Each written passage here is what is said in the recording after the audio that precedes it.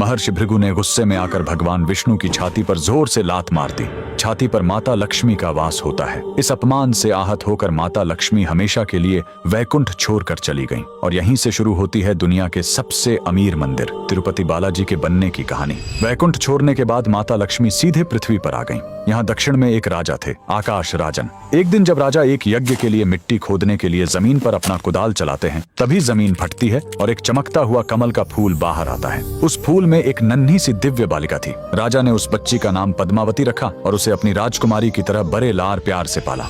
उधर भगवान विष्णु माता लक्ष्मी के बिना बहुत उदास हो गए। उन्हें ढूंढते हुए वो धरती पर तिरुमाला की पहाड़ियों पर आ गए। माता के वियोग में वो इतने दुखी थे कि उन्होंने खाना पीना छोड़ दिया और एक चींटी के टीले के अंदर बैठकर गहरे ध्यान में चले गए। भगवान को भूखा देखकर एक गाय रोज उस चींटी के टीले पर जाती और अपना सारा दूध उसके अंदर गिरा देती थी। एक दिन गाय चराने वाले ने यह देख लिया। उसे लगा कि गाय दूध बर्बाद कर रही है। गुस्से में आकर उसने गाय को मारने के लिए अपनी कुल्हाड़ी खींचकर पूरी ताकत से उसकी तरफ फेंक दी। उस बेजुबान गाय को बचाने के लिए भगवान विष्णु तुरंत उस टीले से बाहर निकलकर सामने आ गए और कुल्हाड़ी का वह भयानक वार अपने सिर पर ले लिया।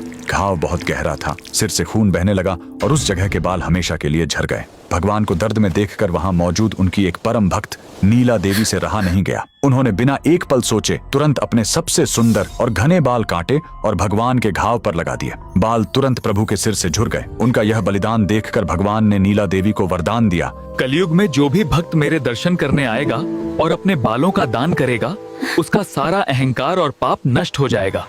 बाद में भगवान विष्णु जो धरती पर श्रीनिवास के रूप में रह रहे थे, उनकी मुलाकात राजकुमारी पद्मावती से हुई और दोनों का विवाह तय हो गया। चूंकि पद्मावती एक बहुत बड़े राजा की बेटी थी, इसलिए एक शाही शादी की जरूरत थी।